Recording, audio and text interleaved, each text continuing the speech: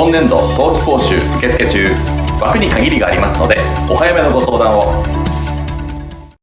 Or fireworks was invented in ancient China as a beacon or a fire signal. Via the Silk Road, fireworks were transported to Rome. In the late 14th century, those artisans of fireworks in Firenze developed them into something for entertainment. In the 16th century, they became very popular throughout the whole of Europe, and the Portuguese brought them to Japan with gunpowder and guns.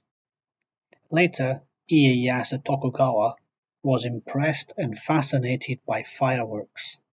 He ordered the feudal lords to make their servants, fireworks masters, develop them into an art form with their own creativity and originality. These days, we enjoy fireworks with music and also accompanied with drones.